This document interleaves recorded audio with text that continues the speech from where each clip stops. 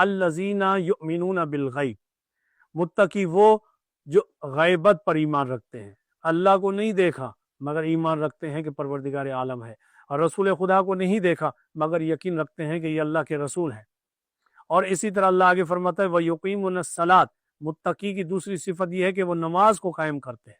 پہلی صفت یہ ہے کہ وہ غیب پر ایمان رکھتے ہیں، دوسری صفت یہ کہ وہ نماز قائم کرتے ہیں، اور آگے اللہ فرماتا ہے وَمِمَّا رَزَقْنَاهُمْ يُنْفِقُونَ، اللہ فرماتا ہے جو ہم نے انہیں رزق دیا ہے اس میں سے یہ خرچ کرتے ہیں۔ یہ ہے متقین، یہ ہے صاحبان تقوی کہ جن کی صفات کو اللہ نے بیان کیا۔ اور اسی طرح امیر المومنین امام علی بن ابی طالب علیہ السلام اسی تقوی کے بارے میں فرما رہے ہیں التقوی رأس الایمان۔ مولا امیر المومنین فرماتے ہیں کہ تقوی ایمان کا سر ہے، یعنی یہ جو انسان کے جسم میں اعضاء اور جوارح ہیں یہ اس وقت تک نامکمل ہیں جب تک سر نہ ہو۔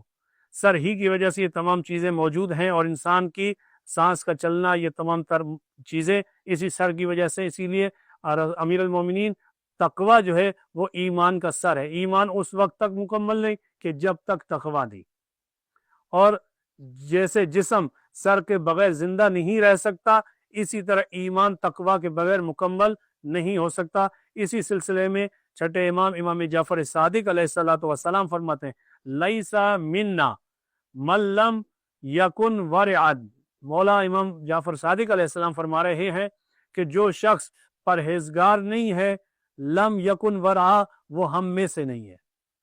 اندازہ کیجئے آج ہم تمام شیعان حیدر کرار جو فقہ جعفریہ پر عمل کرتے ہیں وہی امام فرما رہے ہیں، کیا فرما رہے ہیں؟ لیس منا من لم یکن ورعا، وہ ہم میں سے نہیں ہے کہ جس کے اندر تقوی نہیں ہے۔ یعنی ہمیں تقوی الہی اختیار کرنی چاہیے۔ اگر ہم تقوی الہی اختیار نہیں کریں گے، امام فرما رہے ہیں کہ وہ ہم میں سے نہیں ہے۔ جو شخص پرہیزگار نہیں ہے وہ ہم میں سے نہیں ہے، مولا نے فرمایا۔